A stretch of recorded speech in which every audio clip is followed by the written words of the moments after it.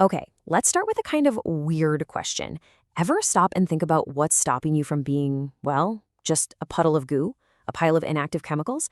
The answer is hiding in a world you can't even see, the world of enzymology. Today, we're going to meet the tiny, incredibly powerful engines that literally make life possible, enzymes.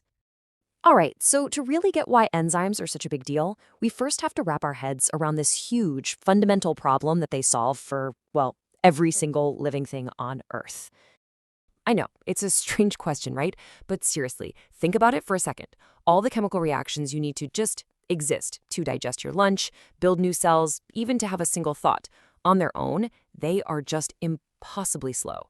We're talking so slow that life as we know it just couldn't happen. So what's the missing piece? What's the secret ingredient?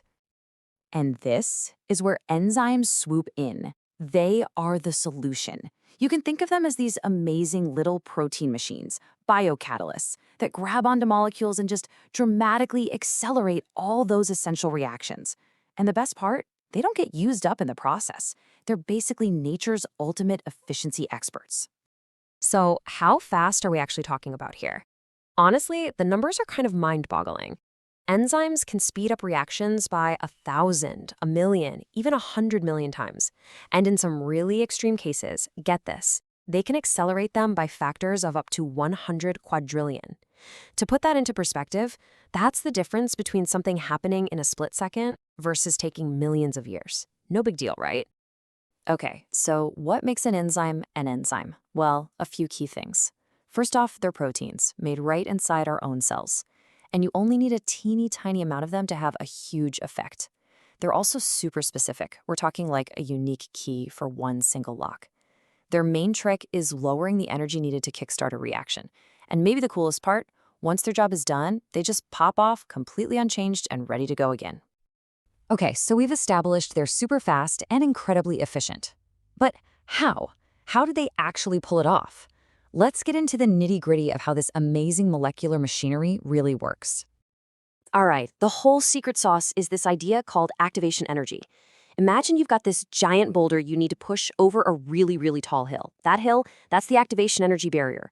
Now, what an enzyme does is it doesn't push the boulder for you. Instead, it builds a tunnel straight through the hill. The start and end points don't change, but suddenly the journey becomes unbelievably easier and way, way faster.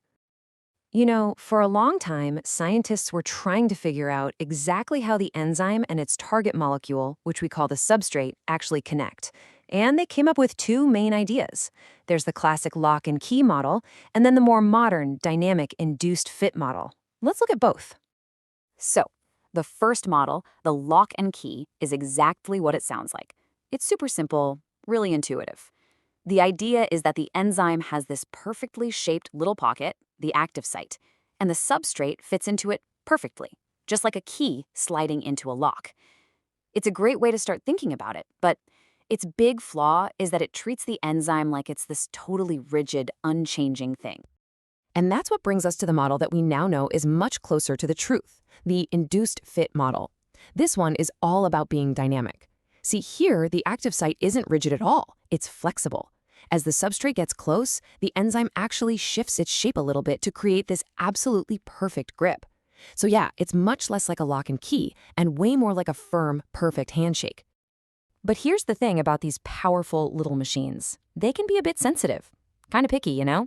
They don't just work under any old conditions. Everything has to be just right. It's a real Goldilock situation. So, what happens when their environment gets thrown off? Let's start with temperature. As things warm up, enzymes get more active, but only up to a point. For most of the enzymes in your body, that sweet spot is right around 40 degrees Celsius. But if you go past that, think about a really high fever, the enzyme literally starts to unravel and lose its shape. It's a process called denaturation, and once that happens, it's game over. It just stops working. And it's the exact same story with pH. You know, how acidic or alkaline the environment is. And what's so cool about this is that different enzymes are specialists, built for totally different environments. Take pepsin. It's an enzyme in your stomach, and it loves it there, in that super acidic environment with a pH of about 2. But then you've got trypsin, which works down in your small intestine, and it needs the complete opposite, a much more alkaline world, around pH 8, to even function. And speaking of specialists, enzymes aren't just this one generic tool. Oh no, they're more like a highly organized super team, and each member is categorized into one of 6 major classes based on their very specific superpower. So, who's on this super team? First up, you've got the oxido-reductases. They're all about managing energy transfer, like in cellular respiration. Then there are the transferases, basically a molecular moving service, shuffling parts from one molecule to another. Hydrolases, they're the demolition crew. They use water to break bonds, which is key for digestion. Ligases also break bonds, but they do it without water. Isomerases are the clever artists, just rearranging the atoms inside a molecule to make something new. And finally, you have the ligases, the master builders. They join 2 molecules together, which is absolutely essential for things like repairing your DNA. Okay, so let's pull this all together. We've covered what enzymes are, the clever ways they work, and the specific conditions they need to get the job done. But what's the really big takeaway here? Why does all this matter so much? I absolutely love this analogy because it just hits the nail on the head. See, enzymes aren't magicians. They don't change the basic rules of chemistry or make impossible reactions suddenly possible. All they do is take a slow, winding, traffic-jammed country road and transform it into a massive, multi-lane superhighway. They just let life's chemistry get to its destination at, well, the speed of life.